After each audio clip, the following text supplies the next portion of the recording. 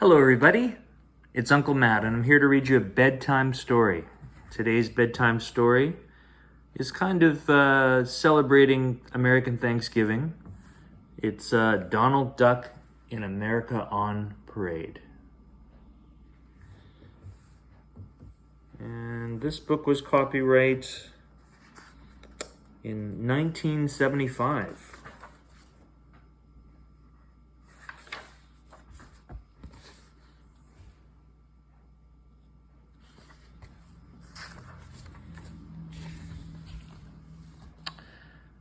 "Listen," said Donald Duck to his nephews. "The bands are playing. Here comes the big parade." "Yippee!" shouted Dewey Duck as the first boats rolled down Main Street at Walt Disney World's. "There's Christopher Columbus and the Pilgrims," said Huey. "What a terrific turkey!" exclaimed Louie. "This is a super celebration."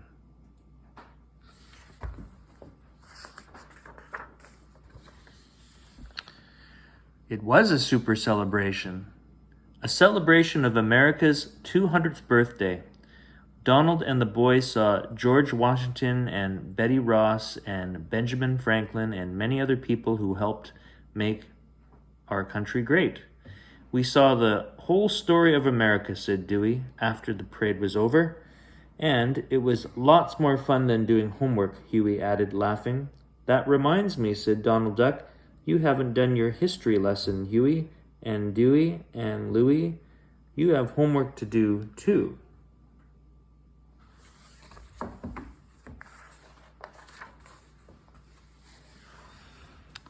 That night, the three little ducks grumbled, sighed, and groaned a bit, but they finally did open their school books.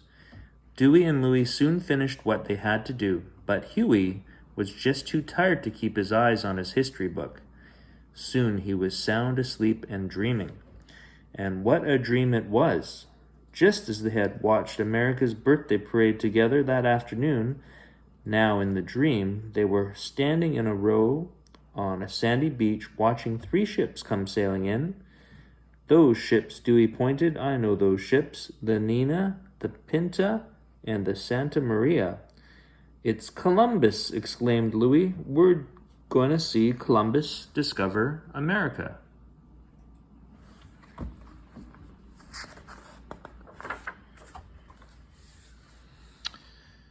Hardly were the words out of his mouth when the ships dropped anchor. Columbus and his brave crew lowered boats and rowed to the shore.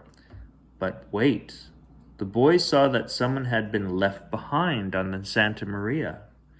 Huey peered through a spyglass that he borrowed from a friendly sailor. What did he see? There, swabbing the deck, was his Uncle Donald.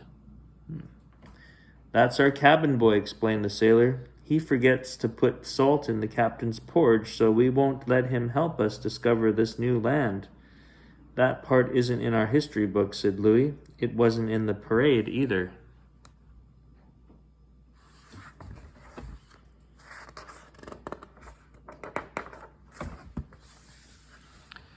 Suddenly, Columbus and his men were gone. Now the boys found themselves in New England. They were helping the Pilgrims celebrate the first Thanksgiving Day. What could be nicer, Huey thought, than to share in the turkey and cranberries and corn on the cob and pumpkin pie? But one Pilgrim wasn't feasting. One Pilgrim, who looked very much like Donald Duck, was sitting in the stocks where folks who misbehaved were put as punishment.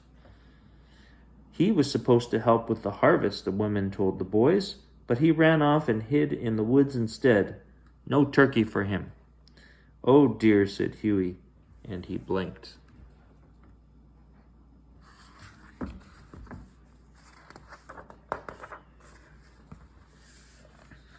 At once, the Pilgrims disappeared, and so did the turkey. Now the three little ducks were standing on a cobbled street amid a crowd of ladies in silken gowns and gentlemen in powdered wigs and velvet coats. "I see Benjamin Franklin," said Dewey. "And Thomas Jefferson," exclaimed Louie. "What year is this?" wondered Huey. "It's 1776, said a young woman who was watching a band of soldiers march past.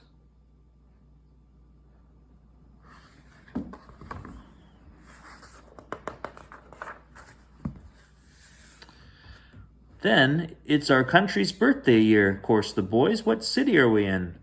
Philadelphia, of course, said the young woman. We have the Declaration of Independence now, and soon someone will ring the Liberty Bell. She was right. The boys heard the bell sound from the tower of Independence Hall. It rang softly at first, then louder. Then above the ringing of the bell, the boys heard a familiar voice quacking with terror. Who was it? It was Donald Duck, the bell ringer. He had been swept off his feet by the mighty bell and was bobbing wildly up and down at the end of the bell rope.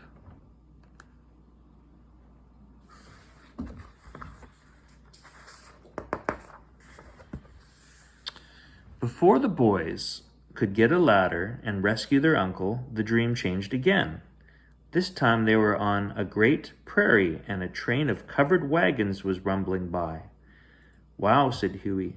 They're just like the one in the parade.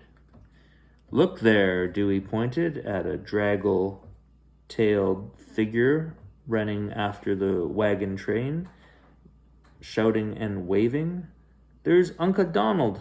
Hey, Mr. Wagon Master, you left Uncle Donald behind. I sure did, said the wagon master. That silly duck let the campfires go out twice last night. Can't hold up progress for the likes of him.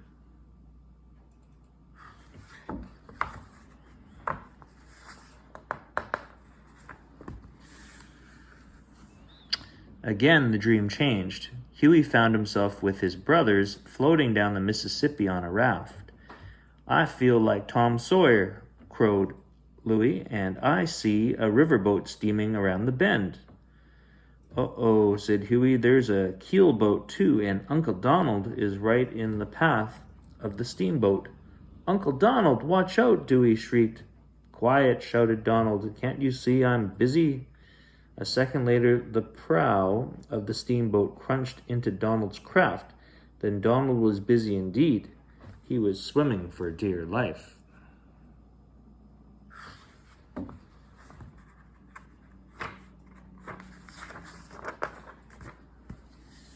Then, in another second, the river had vanished. Now the boys were in a little western town of long ago. They were being jostled by a noisy, excited crowd. Here comes the Pony Express rider, said a bearded miner who stood near Louis. He crossed the wilderness to bring the mail to us. Hooray, shouted the people as a horse and rider galloped down the street. It's Uncle Donald, said Huey, and this time he's a hero, finally. Was Donald a hero? Perhaps he had crossed miles of wilderness all alone and at top speed, but he had also forgotten to put the mail pouch in his saddlebag. He hadn't brought anyone anything in town so much a fancy picture postcard.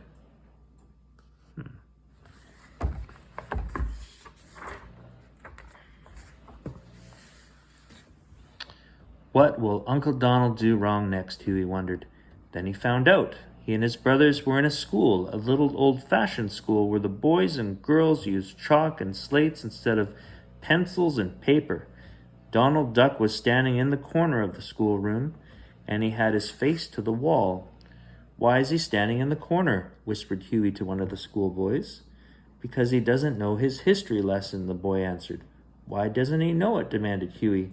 Even if he didn't study, he did see the Walt Disney World parade.